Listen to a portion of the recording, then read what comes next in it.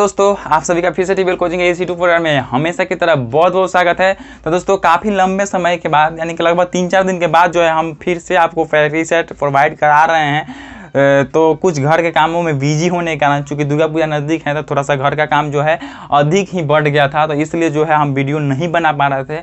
और हमको भी कुछ ज्ञान की ज़रूरत होती है, तो हम भी कुछ पढ़ाई वगैरह करते हैं, तो इसलिए जो है हम आपको वीडियो प्रोवाइड नहीं करा रहे थे। लेकिन अब से ये कतई नहीं होगा, हम किसी भी हालत में आपको डेली का डेली वन जो वीडियो है प्रैक्टिस सेट का, ये जरूर कराएंगे। ओके, तो आई होप आप हमारी बातों को समझ गए हैं। यानी कि अब जो है रेगुलर आपका प्रैक्टिस सेट कंटिन्यू रहेगा। कुछ कामों में व्यस्त होने के कारण हम आपको वीडियो प्रोवाइड नहीं करा रहे थे। और हाँ दोस्तों, आपको सेशन को शुरू करने से पहले आपको एक नॉलेज दे दें कि आपका जो इंट्रेंस एग्जाम 8 नवंबर को होने वाला था, तो आपका 99% ये आशा है कि अब आपका इंट्रेंस एग्जाम जो आईटीआई का था वो 8 नवंबर को नहीं होगा, ये इसका भी डेट इंक्रीज होगा। क्यों? क्योंकि आपका पॉलिटेक्निक डिप्लोमा जो होता है, बिहार पॉलिटेक्निक जो जिसे बोलते हैं डिप्लोमा, उसका जो एग्ज़ाम होता है वो एग्ज़ाम इसके 10 दिन पहले होता है। यानी कि जो है आईटीआई का इंट्रेंस एग्जाम का जो है आईटीआई इंट्रेंस एग्जाम, ये आपका पॉलिटेक्निक इंट्रेंस एग्जाम के होने के 10 दिन के बाद ही होता है। तो आपको जो है एक नोटिस दे दिया गया है बीसीईसी बोर्ड द्वारा कि पॉलिटेक्निक इंट्रेंस एग्जाम जो है आपका 20 नवंबर को होगा। तो 20 नवंबर को वो भी प्रपोज किया गया है, वो भी जो है कंफर्म नहीं है कि 20 नवंबर को हो जाएगा। यानी कि 20 नवंबर ये कर दिया गया है इसका एग्जाम, किसका? डिप्लोमा का।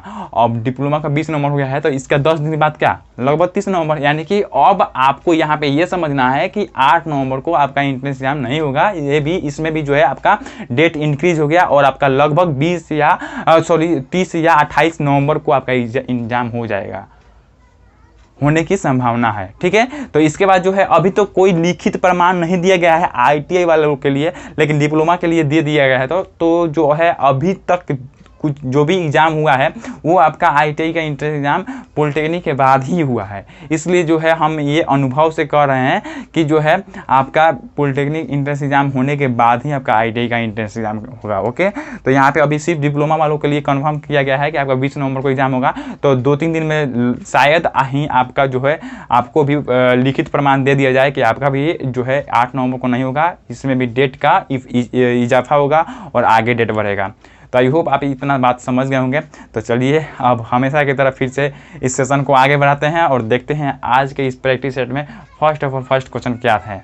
और डीमोटिवेट नहीं होना है, हम डेली का डेली अब आपको प्रोवाइड जरूर कराएंगे। क्योंकि दुर्गा पूजा है और हमारा घर जो है मार्केट के नज़दीक ही है, तो क्या होता है कि पूरा धूमधाम मचा हुआ है, पूरा शोरगुल वगैरह होता है, पूरा गाना वगैरह बजता है। तो थोड़ा सा यहाँ पे जो है हमको वीडियो भी बनाने में जो है प्रॉब्लम का सामना करना पड़ता है। क्यों? क्योंकि वो वॉइस जो है काफ़ी साउंडली आता है और हमारा जो है घर मार्केट के काफ़ी नज़दीक है, तो वो साउंडली आता है, साउंड आता है, तो जो है वीडियो में भी इंक्लूड होने लगता है। इसलिए जो है हमको कम समय मिलता है, लेकिन वो जितना ही समय मिल रहा है उतना ही समय में हम आपके लिए बनाएंगे वीडियो और आपको प्रोवाइड कराएंगे। ओके, तो आई होप आप हमारी बातों को समझ गए होंगे। कुछ ज़्यादा ही आज हो गया बतगजन, जिसे बोला जाता है, बतगजन ज़्यादा ही हो गया। ओके, तो चलिए आप शुरू करते हैं और देखते हैं हमारा फर्स्ट क्वेश्चन आज का क्या है। तो फर्स्ट क्वेश्चन आप स्क्रीन पर देख पा रहे होंगे। तो क्या बोल रहा है कि 20 व्यक्ति एक काम के 1/3 भाग को, गौर से देखिएगा, काफ़ी महत्वपूर्ण क्वेश्चन है। 20 व्यक्ति एक काम के 1/3 भाग को 20 दिन में पूरा करते हैं। ठीक है, उसके बाद कितने और व्यक्तियों को काम पर लगाया जाए कि शेष काम 25 अतिरिक्त दिनों में हो जाए? कितने और व्यक्तियों को, गौर से देखिएगा क्या बोल रहा है। पहले बोल रहा है कि 20 व्यक्ति 20 दिन में 1/3 भाग को काम को कर रहे हैं। 20 व्यक्ति 20 दिन में किसी काम का, तो काम मान लेते हैं एक वो है, तो किसी काम का 1/3 कितना होगा? 1/3 भाग को 20 दिन में करते हैं। उसके बाद नेक्स्ट स्टेप में क्या बोल रहा है कि कितने व्यक्ति जो है और कितने और अतिरिक्त जो है कितने और व्यक्तियों को काम पर लगाया जाए कि शेष काम है। तो अब शेष काम जो बचा है वो कितना है? तो 1/3 काम तो हो गया। अब इसमें से 1/3 घटा लेंगे तो 3 में से 1 घटेगा 2। आई होप आपको बट्टा का घटा पता होगा, तो 2/3 हो गया। 2/3 भाग बचा काम, तो यह ना बचा काम हुआ। अब दूसरा जो है बनाएगा करेगा, तो दूसरा स्टेप में क्या बोल रहा है कि कितने व्यक्ति, तो कितने मतलब एक्स व्यक्ति कितना दिन में? 25 दिन में। देखिए गौर से दिया है 25 दिन में शेष काम वो करेंगे। तो शेष काम बचा कितना है? 2/3। 2/3 भाग में कर देते हैं, बटा में कर देते हैं, तो 2/3 हो गया। आई होप आप यहाँ तक समझ गए होंगे।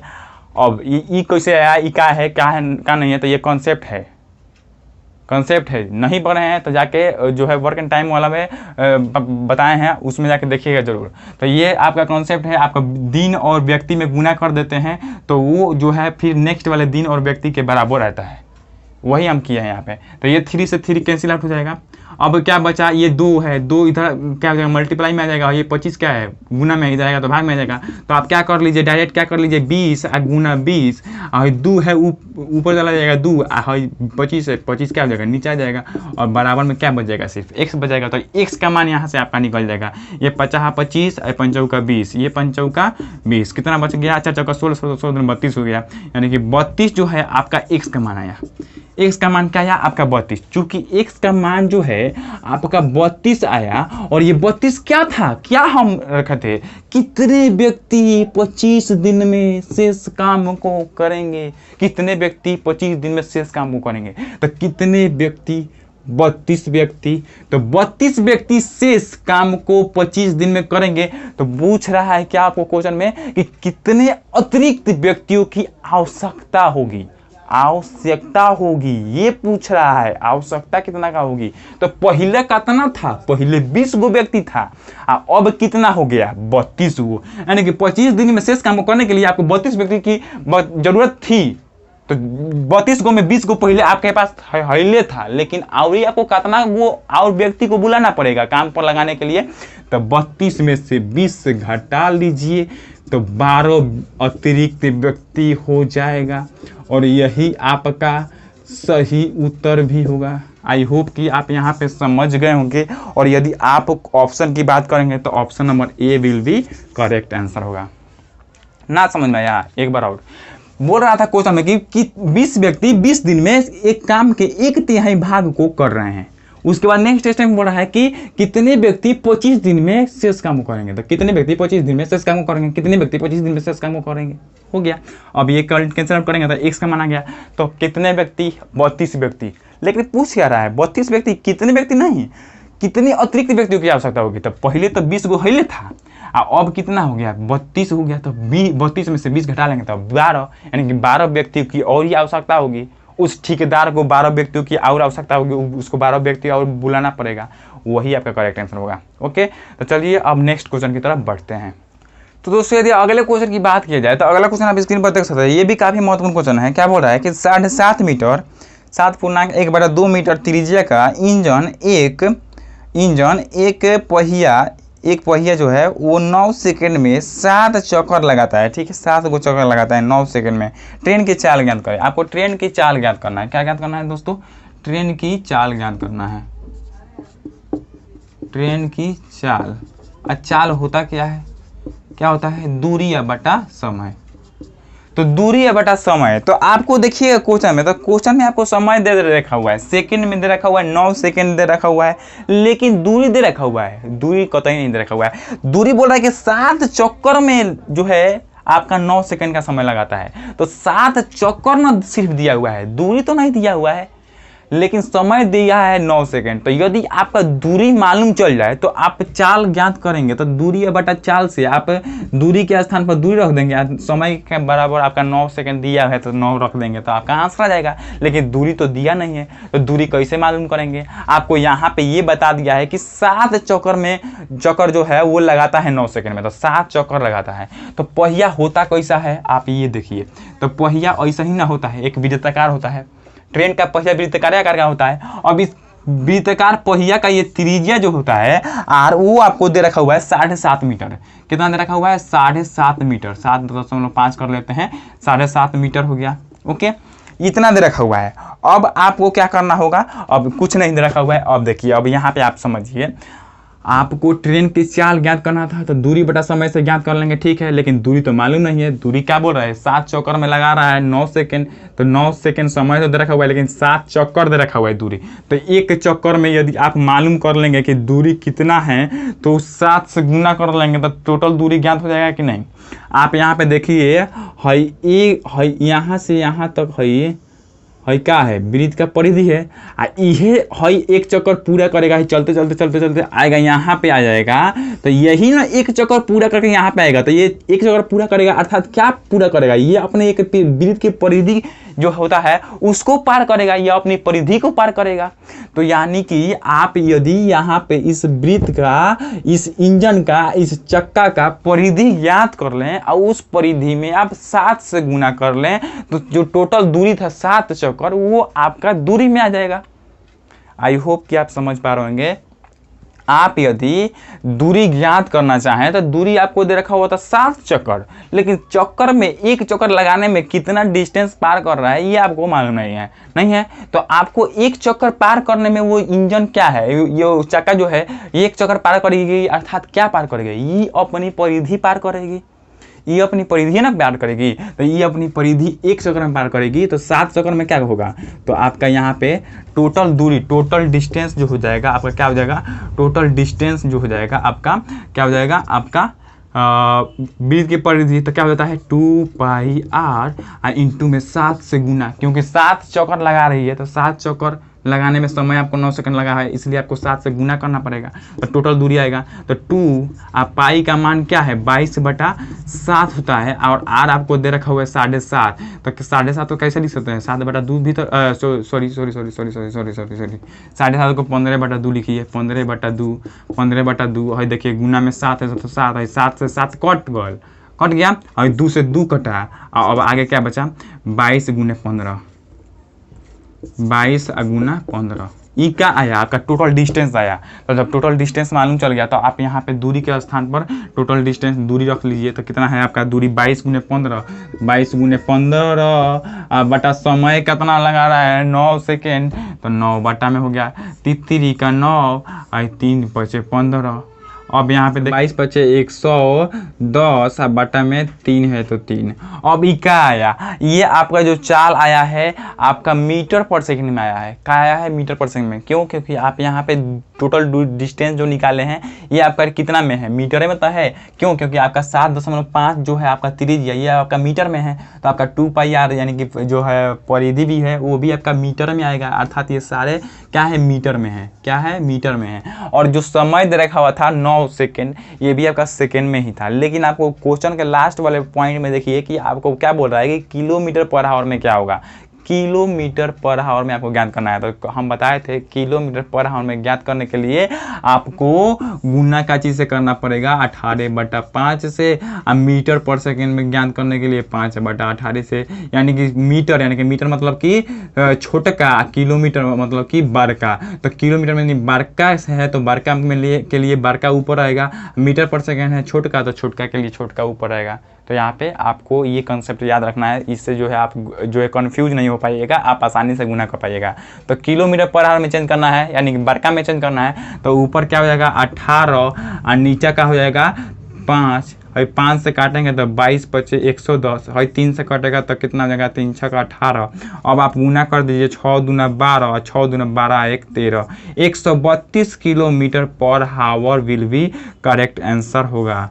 देन आई होप आप इस क्वेश्चन को काफ़ी आसानी से, काफ़ी सटीक और काफ़ी सरलतापूर्वक आप समझ गए होंगे कि ये क्वेश्चन क्या बोल रहा था, हम कैसे निकाले। एक बार और समझ लेते हैं। आपको ये आपका क्वेश्चन में बोल रहा था क्या कि 7.5 मीटर का एक इंजन था, वो आपका एक पहिया 9 सेकंड में 7 चक्कर लगाता है, तो ट्रेन की चाल ज्ञात करें। काफ़ी छोटा क्वेश्चन है लेकिन कॉन्सेप्ट पर आधारित क्वेश्चन है। यदि आपको कॉन्सेप्ट नहीं मालूम है तो आप आसानी से नहीं बना पाइएगा।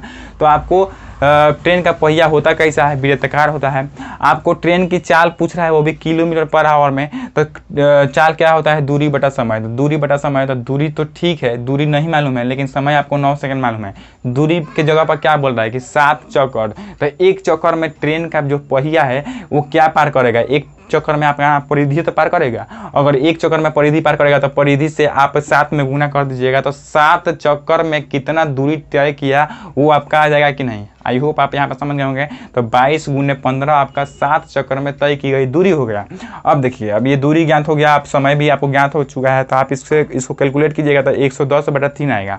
अब यहाँ पे आपका आंसर नहीं आ रहा है, क्यों? क्योंकि आपको यहाँ पे आपका क्या बोल रहा है कि जो है किलोमीटर पर आवर में चेंज कीजिए, अर्थात 18/5 से गुना कीजिए, यानी कि किलोमीटर पर आवर में चेंज करने के लिए 18/5 से गुना करना होगा, मीटर पर सेकंड में चेंज करने के लिए 5/18 से गुना करना पड़ेगा। यहाँ पे आप इसको आसानी पूर्वक समझ पा रहे होंगे। तो आपको 18/5 से गुना करना है, तो आप गुना कीजिएगा, कैलकुलेट कीजिएगा तो 132 किलोमीटर पर आवर आंसर आएगा, और यही आपका सही उत्तर होगा। यदि ऑप्शन की बात कीजिएगा तो option number C will be correct answer होगा। देन आई होप आप इस क्वेश्चन को काफ़ी आसानी से समझ गए होंगे। तो चलिए अब इसको मिटाते हैं और देखते हैं नेक्स्ट क्वेश्चन क्या है।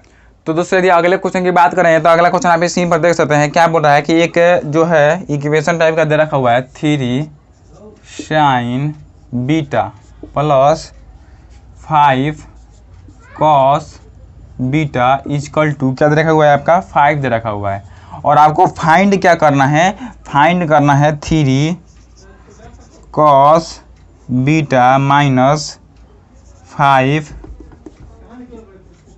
sin बीटा, ये पूरा का होल स्क्वायर, यही आपको फाइंड अप करना है, यही आपको ज्ञात करना है। तो आप यहाँ पे माय डियर देखिएगा, तो यहाँ पे 3 sin beta plus 5 cos beta equal to 5 दे रखा हुआ है।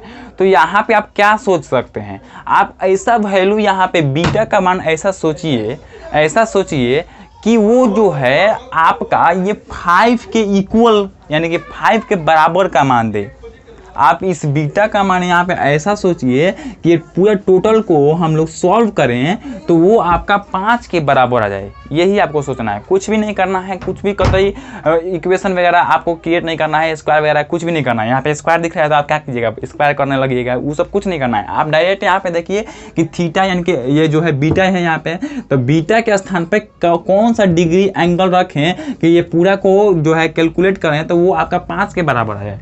तो आप माय डियर यहाँ पे क्या कर सकते हैं, यदि आप बीटा के स्थान पर बीटा का मान 0 डिग्री यहाँ पे रखिएगा तो साइन 0 डिग्री का 3 और साइन 0 डिग्री या प्लस यहाँ पे क्या हो जाएगा 5 cos 0 डिग्री हो जाएगा। तो आप यहाँ पे सॉल्व कीजिएगा तो 3 और साइन 0 डिग्री का मान क्या होता है 0, तो 3 में 0 से गुना कीजिएगा, प्लस कीजिएगा 5 और गुना cos 0 डिग्री, तो cos 0 डिग्री का मान क्या होता है 1, साइन 0 डिग्री का मान 0, cos 0 डिग्री का मान 1, यानी कि दोनों एक दूसरे के विपरीत होते हैं। यानी कि इधर का इसका 1 रहेगा तो उधर का उसका 0 रहेगा, उधर का उसका 0 तो इधर का इसका 1, यानी कि 90 डिग्री का यदि साइन 90 डिग्री का मान 1 है तो cos 90 डिग्री का मान क्या हो जाता है 0 हो जाता है। और आई होप आप जो है ट्रिग्नोमेट्री पढ़े होंगे तो आप जानते होंगे। तो यहाँ पे 3 × 0 हो गया, प्लस में 5 और इंटू में क्या हो जाएगा 1 हो जाएगा। अब यहाँ पे सॉल्व कीजिएगा तो 3 में 0 से गुना कीजिएगा तो 0 भी आएगा, तो नहीं लिखते हैं, और 5 में 1 से गुना कीजिएगा 5, तो खाली आपका 5 आ गया, और ये क्या है इसी के तो बराबर है, यानी कि आपका ये सेटिस्फाई कर गया। 0 जो आप थीटा का मान माने यहाँ पे ये आपका सेटिस्फाई हो गया। अब आप बोलिएगा कि सर 0 वे का है माने, तो आपको मानना पड़ेगा 0 मानो, उसके बाद 0 से जो है सेटिस्फाई नहीं कर रहा है तो 30 मानो, 30 से नहीं सेटिस्फाई कर रहा है तो 45 से मानना पड़ेगा, 45 से सेटिस्फाई नहीं करेगा तो 60 डिग्री मानना पड़ेगा, और 60 डिग्री से नहीं सेटिस्फाई करेगा तो 90 डिग्री मानना पड़ेगा। तभी तो आप आसानी से और काफ़ी जल्दी जो है इस क्वेश्चन को सॉल्व कर पाइएगा, ना तो आप स्क्वायर करते रह जाइएगा और आपका टाइम निकल जाएगा। तो यहाँ पे आप डायरेक्ट क्या कर लीजिएगा, इस तरह का कोई भी क्वेश्चन दिया रहेगा आपको एग्जाम में, तो आप क्या कीजिएगा डायरेक्ट थीटा का मान, यानी कि बीटा यहाँ पे है तो बीटा यदि थीटा या कोई भी एंगल ABC कुछ भी माना होगा तो उसका मान मानिएगा आप 0 मानिएगा, उसके बाद 30 मानिएगा, सबको बारी बारी से रख के इस पर पुट कर करके देखिएगा कि सेटिस्फाई कर पा रहा है कि नहीं। ये 0 डिग्री पर सेटिस्फाई कर रहा है तो आप क्या कर लीजिए इस 0 डिग्री का मान यहाँ इसमें भी डाल दीजिए, यानी कि यहाँ भी बीटा का मान आप 0 रख दीजिए और सॉल्व कर दीजिए, डायरेक्ट आपका आंसर आ जाएगा। या 3 है तो 3 और कॉस क्या हो जाएगा 0 डिग्री माइनस 5 साइन कितना हो जाएगा 0 डिग्री का पूरा का होल स्क्वायर हो जाएगा। अब यहाँ पे आप 3 है तो 3 और कॉस 0 डिग्री का मान क्या हो जाएगा 1, क्या हो जाएगा 1। क्यों? क्योंकि साइन 0 का मान 0 होता है तो कॉस 0 का मान 1 होता है, तो 1 हो जाएगा। और माइनस में ये 5 है तो 5 इंटू साइन 0 डिग्री का मान 0, तो यहाँ पे स्क्वायर हो जाएगा पूरा का। अब देखिए 3 में 1 से मल्टीप्लाई करेंगे तो 3 ही होगा, और इसमें से 5 गुने 0 यानी कि 0 घटाएंगे तो क्या हो जाएगा 3 ना होगा, तो 3 का स्क्वायर हो गया, यानी कि 3 का 9 जो है आपका राइट आंसर के रूप में आ गया। और ये 9 जो है यही आपका करेक्ट आंसर होगा। यदि आप ऑप्शन की बात करेंगे तो ऑप्शन यहाँ पे ए नंबर में ही दे रखा हुआ है 9, इसलिए आपका option number A will be correct answer होगा। क्या होगा? Option number A will be correct answer होगा। तो आई होप आप इस क्वेश्चन को भी आसानी से समझ गए होंगे। तो आपको यहाँ पे इस तरह के क्वेश्चन में क्या करना है, डायरेक्ट यहाँ पे थीटा का मान जो भी है आपको मान लेना है, उसको रख कर यहाँ पे सेटिस्फाई कराना है कि आपका ये समीकरण इक्वेशन इस थीटा के मान पर जो है सेटिस्फाई कर रहा है कि नहीं कर रहा है, तो उसी जो थीटा का मान है उसमें इसमें भी रख कर आप आसानी से ज्ञात कर लीजिएगा। ओके, तो चलिए नेक्स्ट क्वेश्चन की तरफ बढ़ते हैं। तो दोस्तों यदि अगले क्वेश्चन की बात करें तो अगला क्वेश्चन भी काफ़ी महत्वपूर्ण क्वेश्चन है, इसको भी जो है आप आसानी से जो है समझ पाइएगा। आई होप, हम आशा करते हैं, और हम आपको समझाने का प्रयास भी करेंगे। ठीक है, तो चलिए क्वेश्चन क्या बोल रहा है कि बोल क्या रहा है आपका, एक परीक्षा में, ठीक है, एक परीक्षा में एक विद्यार्थी को प्रत्येक सही उत्तर पर 4 अंक प्राप्त होते हैं। यदि वो परीक्षा देता है तो 4 अंक प्राप्त होता है सही उत्तर पर, प्रत्येक गलत उत्तर पर 1 अंक कट जाता है, यानी कि सही में से 1 अंक कट जा रहा है यदि गलत वो दे रहा है तब। यदि वह पूरे 75 प्रश्न करता है और 125 अंक प्राप्त करता है तब उसने कितने प्रश्नों का सही उत्तर दिया। तो कितने प्रश्नों का सही उत्तर दिया ये आपको ज्ञात करना है, तो यही आपको ज्ञात करना है। तो इसको हम लोग क्या मान लेते हैं x, तो सही प्रश्नों की संख्या मान लेते हैं x। सही प्रश्न जो जिसका आंसर वो सही दिया है उसको हम लोग मान लेते हैं, क्या मान लेते हैं x। सही प्रश्नों की संख्या इसको मान लिए हम लोग x। ठीक है, अब ये जो है x हो गया, और टोटल जो है वो अटेम्प्ट जो किया है क्वेश्चन, यानी कि टोटल कितना अटेम्प्ट किया है 75 किया है, और 75 में से जो है गलत तो होगा कुछ और कुछ सही होगा, तो कुछ जो सही होगा उसको हम लोग क्या मान लिए x मान लिए। तो जो गलत होगा उसको हम आपसे पूछे कि गलत प्रश्नों की संख्या बताइए आप, तो आप क्या कहिएगा, गलत प्रश्नों की संख्या के लिए आप क्या कहिएगा माय डियर, क्या कहिएगा सर टोटल 75 को बनाया है उनमें से x वो सही है, तो 75 में से x घटा लीजिए, जो बचेगा वो गलत बचेगा, तो उतना वही तो करेंगे हम भी यहाँ पे, हम दूसरा कोई कुछ थोड़ी करेंगे, आप जो करिएगा वही करेंगे। तो कुछ कॉन्सेप्ट का सिर्फ यहाँ पे बात है। तो सही प्रश्नों की संख्या x है, तो गलत प्रश्नों की संख्या 75 माइनस x। क्यों? क्योंकि टोटल जो अटेम्प्ट किया है क्वेश्चन वो 75 को किया है, और 75 में से सही की संख्या x हो गया, तो 75 माइनस x इक्वल टू आपका क्या होगा, गलत प्रश्नों की संख्या। अब अकॉर्डिंग टू क्वेश्चन चलेंगे, तो अकॉर्डिंग टू क्वेश्चन आप क्या कह सकते हैं, क्या बोल रहा है आपका कि वो आपका एक सही पर उसको 4 अंक दे रहा है, एक गलत पर 1 अंक कट जा रहा है। इस तरह जो है वो 75 प्रश्न को बना रहा है, तो सही और गलत सबके अंकों को जोड़कर उसको 125 अंक प्राप्त होते हैं। ना समझ में आया? एक बार और देखिए, एक सही बना रहा है तो 4 अंक मिलता है, एक गलत बना रहा है तो उसमें से भी वो अंक काट लिया जाता है, और टोटल बना कितना रहा है 75 को, तो 75 में सही है और गलत है, और दोनों का जो है अंकों का योग जो है वो आपका 125 के बराबर है। तो हम लोग क्या कह सकते हैं, ये जो टोटल सही है संख्या वो प्रश्न की संख्या x है, तो एक गो सही पर 4 अंक, तो x गो सही पर क्या हो जाएगा 4x हो जाएगा। अच्छा नहीं समझ में आ रहा है तो एक स्टेप और बढ़ा लेते हैं, 4 गुने x। एक सही प्रश्न पर 4 अंक, तो x गो सही प्रश्न पर 4 गुना x हो गया।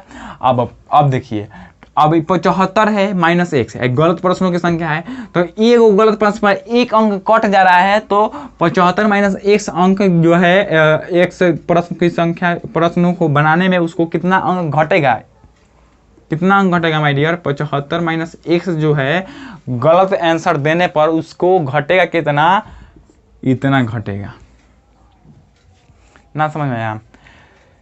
एगो सही प्रश्न पर 4 अंक, तब 4 x गो सही प्रश्न पर 4 गुना x, माइनस कर देंगे 75 माइनस x इंटू 1, तो ये टोटल आ जाएगा 125 अंक के बराबर। नहीं आया समझ में? एक बार और फिर से, ये टोटल पर तो जो है 4x मिल रहा है, ठीक है, सॉरी सही पर तो 4x हो जा रहा है, सही पर जो x गो सही है तो 4x हो जा रहा है। अब इसमें से हम गलत वाले को घटा लेंगे तो जो टोटल मिला है वही ना आएगा, तो गलत वाले की संख्या क्या है आपका 75 माइनस एक्स है, और एक गलत पर एक अंक कट रहा है, तो 75 माइनस एक्स पर कितना होगा 75 माइनस एक्स गुना एक, तो गुना एक लिखो चाहे ना लिखो, क्यों, क्योंकि उसमें गुना करेंगे तो उतना ही आएगा, तो यहाँ पे गुना लिख देते हैं ताकि आपको समझ में आए। ठीक है, अब देखिए अब इसी को आगे सॉल्व करेंगे, हमारा आंसर आ जाएगा 4x माइनस है तो माइनस 75, ये माइनस इंटू माइनस क्या हो जाएगा प्लस x हो जाएगा, इधर क्या बच गया आपका 125, यदि हम इस x और 4x को ऐड कर लेंगे तो कितना हो जाएगा 5x, और इधर क्या हो जाएगा आपका माइनस 75 है, इधर आएगा तो जुट जाएगा तो कितना हो जाएगा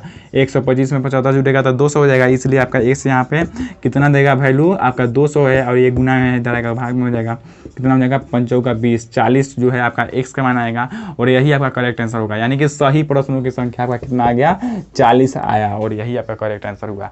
और यदि ऑप्शन की बात कीजिएगा तो ऑप्शन नंबर बी विल भी करेक्ट आंसर होगा, बी नंबर ऑप्शन में दे रखा हुआ है 40, इसलिए आपका 40 का जो है बी नंबर सही उत्तर होगा। तो आई होप आप इस क्वेश्चन को समझ गए होंगे। इस तरह के काफ़ी प्रश्न आपसे पूछ लिया जाता है, इस तरह का जो भी आपका इस कॉन्सेप्ट पर जो भी क्वेश्चन बनता है इस तरह का पूछ लिया जाता है एग्जाम में, इसलिए आप इस कॉन्सेप्ट को अपना बना लीजिए, खुद का अपना। तो जो ज्ञात करना होगा आपको क्या मान लेना है, x मान लेना है। अब जो ज्ञात करना है उसको x मान लीजिए। अब गलत की संख्या ज्ञात कीजिएगा तो टोटल 75 को अटेम्प्ट किया है, 75 में से सही को घटा लेंगे तो गलत हो जाएगा, तो 75 माइनस x हो गया, और एक ऊपर 4 अंक तो x ऊपर 4x, 75 माइनस x पर एक अंक घट रहा है, तो 75 माइनस x संख्या पर कितना घटेगा, तो 75 माइनस x इंटू 1, तो माइनस कर देंगे, क्यों, क्योंकि यदि आप सही वाले में से माइनस कीजिएगा इतना तो अभी टोटल आएगा, और टोटल जो आएगा उसको बराबर के बाद लिख देंगे और सॉल्व करेंगे तो आपका आंसर हो जाएगा। तो आई होप आप इतना समझ गए होंगे। तो चलिए नेक्स्ट क्वेश्चन की तरफ बढ़ते हैं। तो माय डियर अगले क्वेश्चन की बात करें तो अगला क्वेश्चन क्या है माय डियर, तो दोस्तों यदि अगले क्वेश्चन की बात करें तो अगला क्वेश्चन क्या है, बोल क्या रहा है कि निम्न में से कौन सही है। तो निम्न में से कौन सही है, तो ये ए नंबर ऑप्शन देखिएगा तो log xy दे रखा हुआ है, log xy दे रखा हुआ है ए नंबर में, और बी नंबर में क्या दे रखा हुआ है आपका log x plus y, log x plus में y, और सी नंबर ऑप्शन में क्या दे रखा हुआ है आपका log, चूंकि लिख कर आपको बताना है इसलिए हम यहाँ पे लिख रहे हैं, ठीक है, यहाँ पे कोई ये नहीं होना है। उसके बाद सी डी नंबर में क्या बोल रहा है उपरोक्त, यानी कि सभी, उपरोक्त में से कोई नहीं, नॉन दे रखा हुआ है, सॉरी उपरोक्त सभी नहीं है, क्या है नॉन, यानी कि कोई नहीं। तो यहाँ पे log xy है, log xy को आप यदि लिखना चाहेंगे तो क्या लिख सकते हैं log x आप प्लस में log y, क्या है यही ना लिख लीजिएगा। यदि आप इसको लिखना चाहेंगे तो क्या लिख सकते हैं, इसको भी आप क्या लिख सकते हैं log x आप प्लस में log y, क्या लिख सकते हैं log y, इतना लिख सकते हैं। यदि आप इसको लिखना चाहें तो आप इसको क्या लिख सकते हैं log x माइनस में log y, यही तो होता है, लिखना चाहे नहीं होता ही है, log x बटा y होगा तो इस तरह माइनस में लिखते हैं, और ये नॉन मतलब कुछ भी नहीं। तो अब ऑप्शन की बात करेंगे तो ऑप्शन देखेंगे तो यहाँ पे log x y का दे रखा हुआ है क्या log x into log y, तो ये नंबर ऑप्शन नहीं होगा।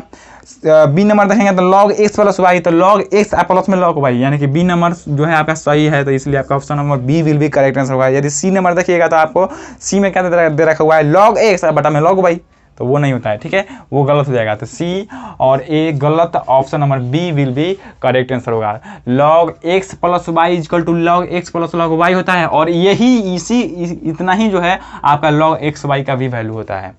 तो आपको यहाँ पे ये बात याद रखना होगा, आपका ये ऑप्शन नंबर बी विल भी यहाँ पे करेक्ट आंसर होगा। ओके, तो चलिए अब नेक्स्ट क्वेश्चन की तरफ बढ़ते हैं। तो दोस्तों यदि अगले क्वेश्चन की बात करें तो अगला क्वेश्चन आप स्क्रीन पर देख सकते हैं। इस तरह का एक दो क्वेश्चन और हम प्रीवियस प्रैक्टिस सेट में करा चुके हैं, तो आई होप आप यहाँ पे देखे हुए हैं वो सारे प्रैक्टिस सेट, तो आप इसको आसानी से पूरक बना सकते हैं। क्या बोल रहा है कि यदि एक संख्याओं के सेट का माध्य और माध्यिका क्रमशः 8.9 और 9 है तो बहुलक ज्ञात क्या हुआ है। काफी सिंपल क्वेश्चन है। क्या दे रखा हुआ है, माध्य दे रखा हुआ है, माध्य और माध्यिका दोनों दे रखा हुआ है। माध्य दे रखा हुआ है क्या, माध्य बराबर 8.9 दे रखा हुआ है, और माध्यिका बराबर क्या दे रखा हुआ है, माध्यिका बराबर इक्वल टू 9 दे रखा हुआ है। तो बहुलक ज्ञात करना है, तो आपको यहाँ पे हम एक फार्मूला बताए थे। क्या बताए थे, फार्मूला बताए थे कि बहुलक बराबर क्या होता है, तो बहुलक बराबर आपका 3 गुना माध्यिका होता है। क्या होता है, 3 गुना माध्यिका माइनस यदि 2 गुना माध्य कर लीजिएगा तो जो आपका वैल्यू आएगा वो आपका बहुलक आएगा। ये फार्मूला आपको याद रखना है, हमेशा इसको याद रखना है। क्या करना है, इस फार्मूला को हमेशा की तरह आपको अपने माइंड में जो है बैठा लेना है। इस तरह इस पे आधारित क्वेश्चन आपको पूछा जाएगा एग्जाम में, ठीक है। तो बहुलक बराबर आपका क्या होता है 3 गुने माध्य का और माइनस में 2 गुने माध्य होता है। यदि आप इस पे वैल्यू को पुट कर दीजिएगा तो आपका बहुलक आ जाएगा 3 गुने माध्यिका का वैल्यू क्या है 9 और माइनस 2 माध्य का वैल्यू क्या है 8.9, तो 8.9 हो गया। यदि आप इसको और आगे बढ़ाइएगा तो कितना होगा ये 9 का 27, ये कितना हो जाएगा 9 दूना 18, 8 दूना 16, 1 17, 17.8 हो जाएगा। आई होप 17 जी हाँ दोस्तों 17.8 हो गया। अब इसको इसमें से माइनस कीजिएगा तो क्या हो जाएगा 0 में से 8 घट जाएगा तो कितना हो जाएगा 2 दशमलव का घटाव आता होगा। आई होप कि आपको दशमलव का भाग जो है घटाव आता होगा। 0 हो जाएगा। अब यहाँ पे 6 बचेगा, 6 में से 7 नहीं घटेगा तो कितना हो जाएगा 9 हो जाएगा। दशमलव है दशमलव, यहाँ पे कितना हो जाएगा 1 में से घट जाएगा तो 0, यानी कि 9.2 विल भी करेक्ट आंसर होगा और यही आपका सही उत्तर होगा। यदि आप ऑप्शन की बात करेंगे तो ऑप्शन देख लेते हैं क्या है 9.2 ऑप्शन नंबर सी में दे रखा हुआ है, इसलिए आपका ऑप्शन नंबर सी विल भी करेक्ट आंसर होगा। देन आई होप आप इस क्वेश्चन को भी आसानी से समझ गए होंगे। और यहाँ पे आपको यही बात याद रखना है बहुलक बराबर 3 गुने माध्य का और माइनस 2 गुने माध्य है। माइनस कर दीजिएगा, जो आएगा वो आपका बहुलक निकल कर आ जाएगा, ठीक है। तो चलिए अब अगले क्वेश्चन की तरफ बढ़ते हैं। तो माय डियर अगले क्वेश्चन की बात करें तो अगला क्वेश्चन आप इसी पर देख सकते हैं। क्या बोल रहा है कि कॉस स्क्वायर दे रखा हुआ है, तो हम लोग इसको भी लिख लेते हैं। क्या दे रखा हुआ है कॉस स्क्वायर π/4, ठीक है। उसके बाद क्या है माइनस कॉस के पावर 4 π/6, यही तो दे रखा हुआ है। और आगे दे रखा हुआ है क्या प्लस में साइन 4 पाई है माय डियर, यहाँ पे पाई है, ठीक है। π/4 है ना, π/6 ही है, π/6। उसके बाद प्लस में साइन के पावर 4, फिर क्या साइन का पावर 4 इंटू में π/3 है।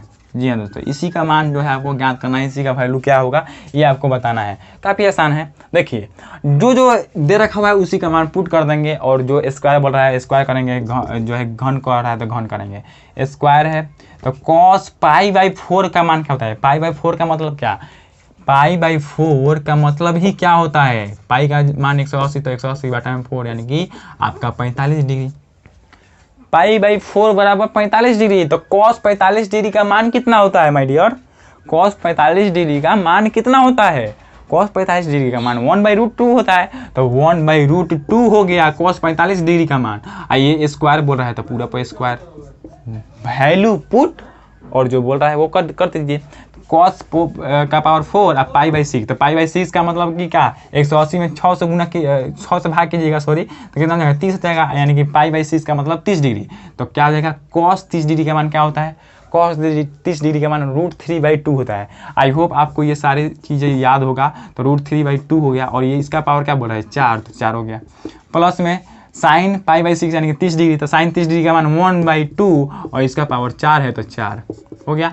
साइन 4 π/3, तो 3 का मान मतलब कि क्या 60 डिग्री, तो साइन 60 डिग्री का मान क्या √3/2, तो √3/2 सबका पावर 4। और ये सारे प्लस में ही ना है माय डियर। जी हाँ दोस्तों, सारे के सारे प्लस में है, कोई माइनस में नहीं हुआ। यदि ये माइनस में रहता तो डायरेक्ट यहाँ से कैंसिल आउट होता है, इसलिए हम यहाँ पे बोले कि शायद प्लस में या फिर माइनस में हो, तो यहाँ से यहाँ ये डायरेक्ट कैंसिल आउट होता है, लेकिन नहीं है तो आपको सॉल्व करना पड़ेगा। तो 1 का स्क्वायर 1 और √2 का स्क्वायर क्या जाएगा 2 हो जाएगा।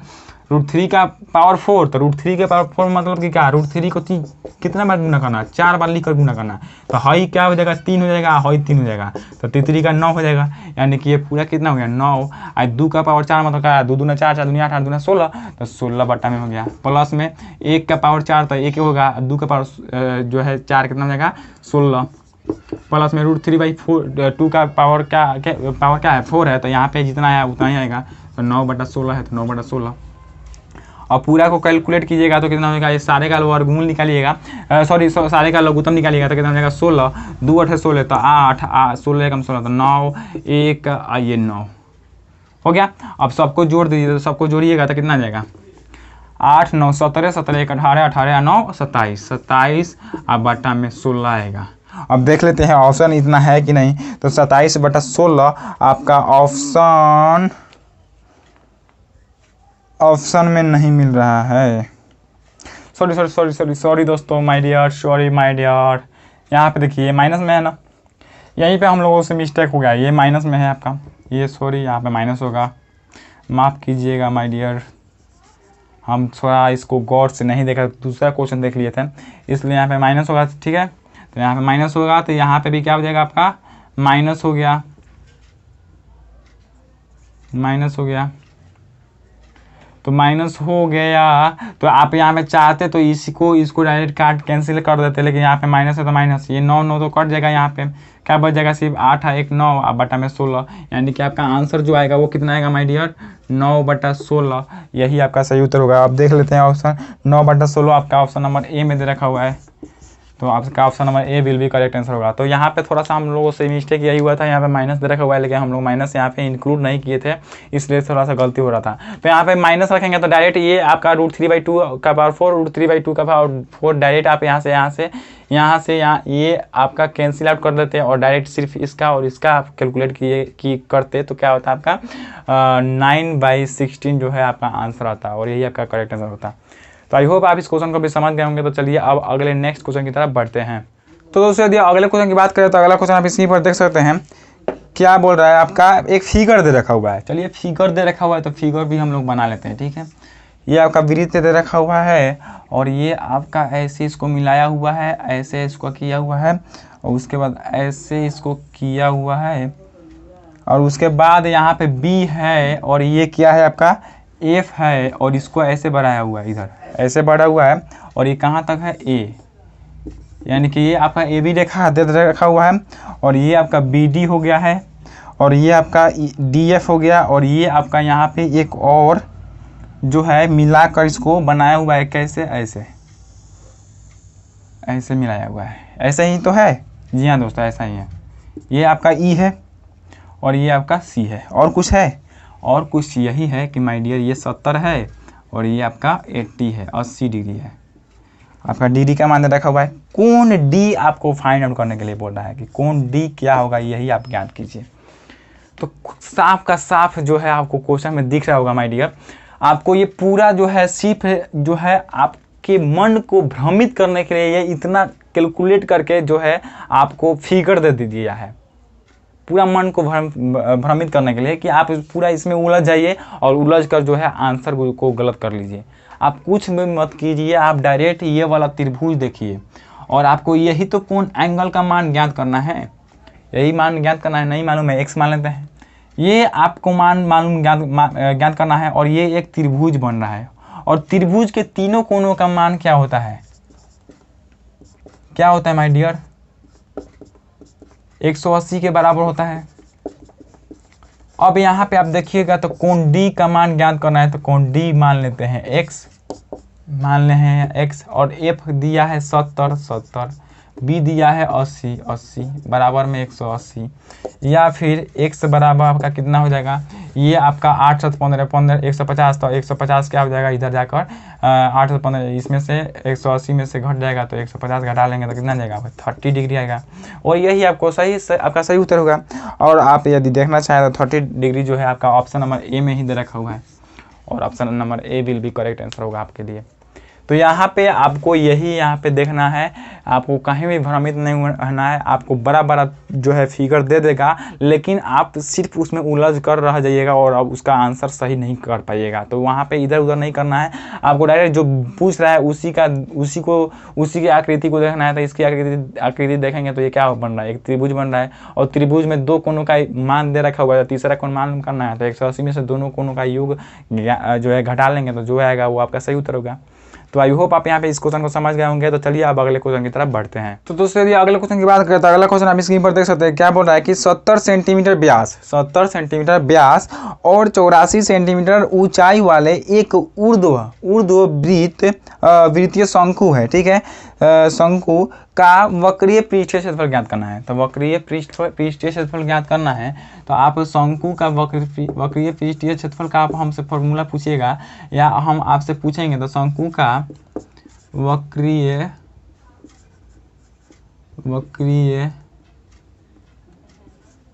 पृष्ठीय क्षेत्रफल, तो ये क्या होता है आपका पाई आर एल होता है। क्या होता है my dear, pi r l होता है। और एल जो होता है वो आपका तिर्यक ऊंचाई होता है। क्या होता है, तिर्यक ऊंचाई। सॉरी दोस्तों, सॉरी। ये आपका शंकु है, ठीक है। इस शंकु में ये आपका ऐसे रहता है और ये आपका आर हो जाता है, ये आपका एल होता है और ये आपका ऊंचाई एच होता है। क्या होता है? एच होता है। और पाई आर एल, तो पाई ठीक है, पाई ठीक है। और आपको यहाँ पे व्यास दे रखा हुआ है क्या? इस शंकु वृत्तीय का जो है व्यास है वो आपका 70 सेंटीमीटर है कि मीटर है? सेंटीमीटर है। 70 सेंटीमीटर दे रखा हुआ है व्यास। और आपको जो है 84 सेंटीमीटर जो है ऊंचाई भी दे रखा हुआ है। ये आपका ऊंचाई हाइट जो है आपका एच बराबर भी जो है 84 दे रखा हुआ है। और यदि आपका व्यास 70 दे रखा हुआ है तो यदि आपको त्रिज्या की हम बात करें तो त्रिज्या आप क्या कहिएगा? 70/2 यानी कि 35 हो जाएगा त्रिज्या। क्यों? क्योंकि ये व्यास का आधा ही तो होता है त्रिज्या। जब व्यास का आधा ही होता है त्रिज्या तो आर बराबर आपका 35 डिग्री हो जाएगा। 35 डिग्री आपका त्रिज्या निकल गया, ठीक है। अब आपका ऊंचाई है, ऊंचाई मालूम है, आपका आर मालूम है, एल नहीं मालूम है। तो आपको एल ये वाला ज्ञात करना होगा। तो इसको हम लोग ज्ञात करेंगे तो किससे ज्ञात कर सकते हैं इसका? आप इसको ज्ञात ही क्यों कीजिएगा? क्योंकि आपको पाई आर एल होता है तो पाई का वैल्यू तो आप 22/7 रख लीजिएगा। त्रिज्या का भी मान क्या रख दीजिएगा? 35 रख दीजिएगा। लेकिन आपका एल का मान नहीं रखा हुआ है तो पाइथागोरस प्रमेय से आपको क्या करना होगा? एल का मान ज्ञात करना होगा। पाइथागोरस प्रमेय से आपको एल का मान ज्ञात करना होगा। तो एल बराबर क्या हो जाएगा? एल बराबर रूट अंडर आपका एच का स्क्वायर प्लस आर का स्क्वायर। तो यानी कि आर का स्क्वायर यानी 35 का स्क्वायर अब प्लस में एच कितना है आपका? 70 है, 84 है, सॉरी 84 है, तो 84 का स्क्वायर। यदि आप इसमें दोनों में देखिएगा तो कॉमन आपको एक मिल रहा है। क्या मिल रहा है? 7 कॉमन मिल रहा है। इसमें भी 7 है, 7/35, इसमें भी 7 बराबर 84। तो यहाँ पे 7 आपका एक बाहर निकल जाएगा। क्यों? क्योंकि दोनों स्क्वायर में है इसलिए आपका बाहर निकल जाएगा। और यहाँ पे कितना जाएगा? 5 का स्क्वायर हो जाएगा। और यहाँ पे क्या बचेगा आपका? 12 का स्क्वायर बचेगा। आई होप आप यहाँ पे समझ गए होंगे। यहाँ पे 7 हम इन दोनों में से कॉमन करके निकाल लिए हैं बाहर। क्यों? क्योंकि ये इसमें देखेंगे तो 7 का भी स्क्वायर है, 7/35, और इसमें भी 7 का स्क्वायर करेंगे तो हो जाएगा। तो 12×7 = 84। तो ये 7 बाहर निकल गया। अब यहाँ पे देखेंगे तो 7 और ये 25 हो जाएगा और प्लस में 12 बराबर 144 हो गया। ये दोनों जोड़ेंगे तो कितना होगा? 169 होगा। 169 होगा। और 169 कितना का वर्गमूल है? 13 का वर्गमूल है। तो 7 गुणे डायरेक्ट हम लोग 13 लिख सकते हैं। तो 13, तो 13 91 जो है आपका कितना आ गया? आपका एल बराबर जो है 91 आ गया। तो एल बराबर यहाँ पे 91 पुट कर देंगे तो आप क्या कर लीजिएगा? इसको कैंसिल आउट कीजिएगा तो 7×5 = 35। अब इसको गुना कीजिएगा तो 22 गुने 5 गुने 91 कीजिएगा तो कितना हो जाएगा आपका? 22 गुने 5 110 गुने 91, यही ना है। तो गुना कीजिए तो 91 में 11 से 110 से तो क्या हो जाएगा आपका 91 और ये आपका 91 1 9 1 10 ये 10 और एक 0 है तो 0, यानी कि आपका जो आंसर आएगा वो 10010 आएगा। यही आपका सही उत्तर के रूप में आएगा। सेंटीमीटर स्क्वायर हो जाएगा, ठीक है। तो आप यदि आप आंसर देखिएगा तो 10010 आपका ऑप्शन नंबर ए में ही रखा हुआ है, इसलिए आपका option number A will be correct answer होगा। तो देन आई होप आप इस क्वेश्चन को भी समझ गए होंगे। आपको यहाँ पे सब कुछ दे रखा हुआ था, सिर्फ एल जो है तिर्यक ऊंचाई नहीं दे रखा हुआ था। तो एल क्या कर लीजिएगा आप? पाइथागोरस प्रमेय से एल ज्ञात कीजिएगा। अब उसके बाद जो है यहाँ पे पुट करके फाइंड कीजिएगा तो आपका मान वैल्यू आ जाएगा। तो आई होप आप यहाँ पे समझ गए होंगे। तो चलिए नेक्स्ट क्वेश्चन की तरफ बढ़ते हैं। तो माय डियर, आज के इस सेशन के लास्ट क्वेश्चन की बात करें तो लास्ट क्वेश्चन आप स्क्रीन पर देख सकते हैं। क्या बोल रहा है कि ए, बी और सी की वर्तमान आयु, कोई व्यक्ति है ए और बी और सी है, ठीक है, उसकी वर्तमान आयु का योगफल जो है वो 90 वर्ष है, ठीक है। 90 वर्ष योगफल है। 10 वर्ष पहले उनकी आयु का अनुपात जो है 1, 2, 3 था। बी की वर्तमान आयु क्या है ये ज्ञात कीजिए। अब देखिए वर्तमान में जो है इन तीनों के आयु जो है, एज जो है, इन तीनों के एज का योग आपका 90 ईयर दे रखा हुआ है। एज जो है ए और बी और ये सी, इन तीनों का वर्तमान का एज जो है, वर्तमान का एज जो है, तीनों का वर्तमान का योग का जो है एज का योग का जो है आपका 90 डिग्री दे रखा हुआ है, ठीक है। नेक्स्ट स्टेप में क्या बोल रहा है कि 10 वर्ष पहले, 10 वर्ष पहले ही नहीं है, 10 वर्ष पहले, जी हाँ दोस्तों 10 वर्ष पहले। तो 10 वर्ष पहले बोल रहा है तो हम यहाँ पे 10 वर्ष पहले लिख देंगे। 10 वर्ष पहले जो है ए और बी और सी तीनों का एज का जो रेशियो है यह 1, 2, 3 में है। 1:2:3 में है, ठीक है। तो आपका सी का वर्तमान आयु क्या है, नहीं बी का वर्तमान आयु क्या है ये आपको ज्ञात करना है, ठीक है। तो हम लोग क्या क्या कर सकते हैं, ये तो आपका 10 वर्ष पहले का है और ये वर्तमान का एज है, ठीक है। यदि हम आपसे बोले कि ये 10 वर्ष पहले का है और इसको हमको वर्तमान में बनाना है तो आप क्या कह सकते हैं, ये अनुपात में चूंकि है तो हम इसके साथ x भी लेकर चलेंगे, ठीक है। क्या करेंगे, x भी लेकर चलेंगे। तो ये आपका a की आयु x हो गया, b की आयु 2x हो गया और c की आयु 3x हो गया। चूंकि हम लोग x चर को ले लिए हैं तो यहाँ पे हम इसको ऐसे बोल सकते हैं x 2x और 3x में हो गया, ठीक है। ये 10 वर्ष पहले है। यदि हम आपसे बोले कि वर्तमान में इनकी आयु क्या हो जाएगी, तो वर्तमान में यहाँ से इनकी आयु क्या हो जाएगी, तो 10 वर्ष पहले ये जो है x वर्ष का है, पहले x वर्ष का है, तो 10 वर्ष बाद आएंगे तो वर्तमान में आएंगे कि नहीं। यदि हम आपसे बोले कि हम अभी जो है 5 वर्ष के हैं, मजाक हो गया ना चलिए, अभी हम 20 वर्ष के हैं, ठीक है। अभी 5 वर्ष के नहीं है, 20 वर्ष के हैं, ठीक है। तो अभी यदि हम 20 वर्ष के हैं तो 10 वर्ष पहले हम कितने वर्ष के होंगे, माइनस कीजिएगा 10 तो 10 हो जाएगा।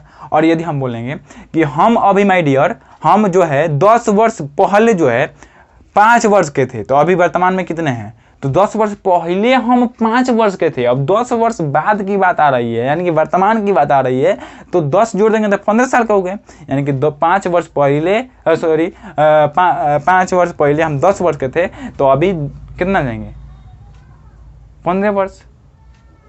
तो जितना पहले उसको ऐड कर लेते हैं। तो यहाँ पे यदि वर्तमान में इसको लाना होगा तो हम बोलेंगे क्या कि a की आयु 10 वर्ष पहले x थी, तो अब वर्तमान में क्या हो जाएगी, x + 10। अब माय डियर हम बोलेंगे कि b की आयु बताइए कि अब वर्तमान में क्या होगा, तो 10 वर्ष पहले 2x था, तो अब इसका वर्तमान आयु क्या हो जाएगा, 2x + 10। आई होप क्या आप यहाँ पर समझ गए होंगे। C की C का जो है वर्तमान आयु क्या है, ये हम आपसे पूछे तो आप क्या कहिएगा, सर अभी जो है ये 10 वर्ष पहले 3x है, तो वर्तमान में आएगा तो इसमें 10 जो है आपका जुट जाएगा। तो पहले कभी भी बोले तो जुटता है और बाद यहाँ पे रहता 10 वर्ष बाद, तो यहाँ पे सब में से 10 10 10 घट जाता है। यदि बाद तो घट जाएगा, पहले तो जुट जाएगा, ठीक है। अब देखिए ये सारे क्या हुए, वर्तमान के एज हो गए, वर्तमान के एज हो गए, और वर्तमान के टोटल एज जो है आपका कितना है, 90। इस तीनों को भी जोड़ देंगे तो 90 ही ना आएगा। और ये भी वर्तमान का टोटल और ये भी टोटल, ये भी टोटल, ये भी टोटल, ये भी टोटल, ये भी टोटल, ये भी टोटल, ये भी टोटल, दोनों टोटल था एक दूसरे के इक्वल। तो यहाँ से हम ज्ञात कर लेंगे, तो x 2x 3x कितना हो जाएगा, 3 2 5 और 5 1 6x हो जाएगा, प्लस में 10 10 20 और 10 30 हो जाएगा। अब बराबर में 90 है तो 90। अब यहाँ से आप 6x और इस 30 को उधर भेजिएगा तो 90 में से 30 घट जाएगा तो कितना हो जाएगा आपका 60 हो जाएगा। और ये 6 काटेगा इस 60 को तो कितना बार में काटेगा, x बराबर आपका 10 आ जाएगा, 10 बार में काटेगा तो x बराबर 10 आ गया। और आपसे पूछ क्या रहा है कि b का वर्तमान एज क्या है ये बताइए। तो b का वर्तमान एज क्या होगा, वर्तमान एज 2x प्लस 10 होगा। चूंकि 2x x का मान ज्ञात हो चुका है तो 2 गुने x का वैल्यू 10 प्लस में 10 जोड़ देंगे तो आपका आ जाएगा, तो 10 दूना 20 20 10 30 हो जाएगा। और यही आपका करेक्ट आंसर होगा। अब देखिए तो ऑप्शन देखिए, तो यहाँ पे ऑप्शन देखिएगा तो 30 वर्ष आपका बी नंबर ऑप्शन में रखा हुआ है, इसलिए आपका option number B will be correct answer होगा। अगर यदि यहाँ पे बोलता कि 10 वर्ष पहले बी की आयु क्या थी 10 वर्ष पहले, तो आप क्या कर देते, सिर्फ 2 में 10 से गुना कर देते, चूंकि x का मान 10 है तो इसलिए हम यहाँ पे क्या करते 10 में 2 से गुना कर देते तो क्या होता 20 वर्ष हो जाता। और लेकिन पूछ क्या रहा है कि वर्तमान में जो है b की आयु क्या है, तो वर्तमान में b की आयु क्या हो जाएगा 2x + 10। यहाँ पे 2x + 10 आया था तो 2x + 10, तो x का मान 10 रखेंगे तो आपका आंसर 30 आ जाएगा और यही आपका करेक्ट आंसर होगा। तो आई होप आप यहाँ पे समझ गए होंगे। और ये जो था इस सेशन का लास्ट जो है 10 नंबर क्वेश्चन था। तो आई होप आप इस क्वेश्चन को भी काफ़ी सिंपल से और काफ़ी सटीक तरीके से समझ गए होंगे। और ये सेशन पूरा आपको अच्छा लगा होगा तो प्लीज़ लाइक कर दीजिएगा, चैनल पर नए होंगे तो सब्सक्राइब करके बेल आइकन को ऑन भी कर लीजिएगा, ठीक है, ताकि आने वाले और भी अदर वीडियो का नोटिफिकेशन सबसे पहले आप तक जाएगा और आप आसानी से हमारे हर वीडियो को देख पाइएगा। तो आई होप आपको ये पूरा सेशन अच्छा लगा होगा। और कैसा लगा क्या नहीं लगा, अच्छा क्या जो बुराइयाँ वगैरह कुछ भी है वो अपना फीडबैक के तहत जो है कमेंट बॉक्स में ज़रूर दीजिएगा। हम उस पर गौर करेंगे। ठीक है, तो चलिए यहीं पे इस सेशन का द एंड करते हैं, मिलेंगे अगले वीडियो में और अब रेगुलर मिलेंगे। तो चलिए मिलते हैं नेक्स्ट वीडियो में। जय हिंद, धन्यवाद।